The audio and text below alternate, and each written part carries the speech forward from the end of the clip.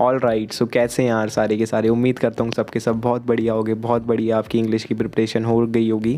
जैसे कि हमारा इंग्लिश का एग्जामिनेशन जस्ट आने ही वाला है 2-3 दिन में, तो बहुत सारे उससे पहले सवाल होते हैं यार बच्चों को बहुत ज़्यादा। जब आपने CBSE का सैम्पल पेपर देखा होगा तो बहुत डिफ़िकल्ट था वो, बहुत डिफ़िकल्ट। उस बेसिस पे आप तैयारी कर रहे होगे। और मैंने पिछले साल ही इंग्लिश का एग्जामिनेशन दिया, तो मुझे अच्छे से एक्सपीरियंस है क्या CBSE गेम खेलती है सैम्पल पेपर के साथ और कैसे वहाँ पर वो एग्ज़ाम देती है। तो उन्हीं सब चीज़ों के बारे में डिस्कस करेंगे और किन किन मेजर पॉइंट्स पे आपको फोकस करना है, वो चीज़ें भी आज मैं बताने वाला हूँ। तो सबसे पहले हम सैम्पल पेपर की बात करते हैं। आई नो बहुत ज़्यादा डिफ़िकल्ट था CBSE का सैम्पल पेपर इस साल का भी, और जब उन्होंने पिछले साल दिया था उस चीज़ से हमें बहुत ज़्यादा डर लगा था भाई कि यार। और उस चक्कर में हम अरिहंत ओसवाल के एकदम हार्ड वाले क्वेश्चन सॉल्व करके गए कि यार ये आएगा, ये आ सकता है। बट जब हमने वहाँ जाके देखा CBSE का लेवल, यार वो इतना हलवा पेपर था इंग्लिश का, हमारा फर्स्ट एग्ज़ाम ही था इंग्लिश का, कि हमें यकीन नहीं हुआ कि यार ये फिर हमने इतनी मेहनत क्यों करवाई CBSE ने। क्या CBSE का बेवकूफ़ है, हमें तो ऐसी भाई मतलब वाइब आई थी वहाँ पर, मैं सही बताऊँ तो। वो एक चीज़ है कि सिर्फ टेस्ट करने के लिए आपको होता है, but I don't think so कि आपको हार्ड, ना तो आप हार्ड ज़्यादा हार्ड रीडिंग कम्प्रीहेंशन को वो करो अपने सॉल्व ना, या फिर आप केस बेस्ड जो भी करना है ना भाई, इजी ही आएगा इंग्लिश का पेपर। बहुत, ये हमेशा का रिकॉर्ड है, सिर्फ डराने के लिए सैम्पल पेपर में आता है। तो मैं, पता है जो आपका सबसे पहले अगर मैं बताऊँ ना आपको, जो अनसीन पैसेज होते हैं ना आपके, वहाँ पर CBSE गेम खेलती है।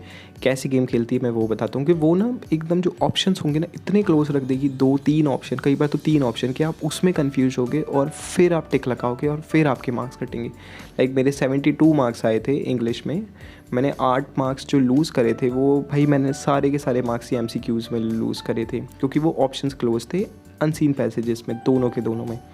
उस चीज़ का खास ख्याल रखना है। अनसीन पैसेज बहुत ईजी आएगा, सारे आपको आंसर ईजी लगेंगे, बट क्लोज तो आपको ऐसा लगेगा फर्स्ट ऑप्शन ही सही है, बट वो फर्स्ट ऑप्शन सही नहीं होगा। तो इस चीज़ का खास ध्यान रखना है। राइटिंग सेक्शन बहुत हलवा आएगा, easy, direct to the point. सिर्फ आपको लिखना है, वहाँ पे छापना है, जो आप फॉर्मेट रट के जाओगे ना। वन शॉट वीडियो देख लेना किसी भी यूट्यूबर की, या तो फिर मैं करवा दूँगा आपको। बस आपको वो मेन लाइन रट जानी है और हो गया आपका काम ख़त्म। ये चीज़ है।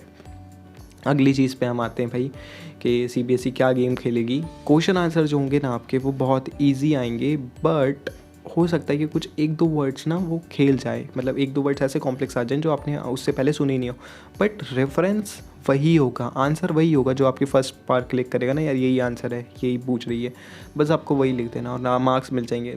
बहुत कम चांस होता है कि अगर आपने आंसर लिखा और अगर हल्का फुल्का भी टू द पॉइंट ना हो ना, फिर भी पूरे मार्क्स मिल जाते हैं। कट्टे मार्क्स कहाँ हैं? MCQ में, ये बात का हमें खास ध्यान रखना है। तो यही यार कुछ टिप्स, मैं नोटिस राइटिंग सेक्शन जितने भी हमारे सेक्शन हैं उन सब की वीडियो लाऊंगा और उनको सिर्फ रट जाना, इंग्लिश का खेल ख़त्म है।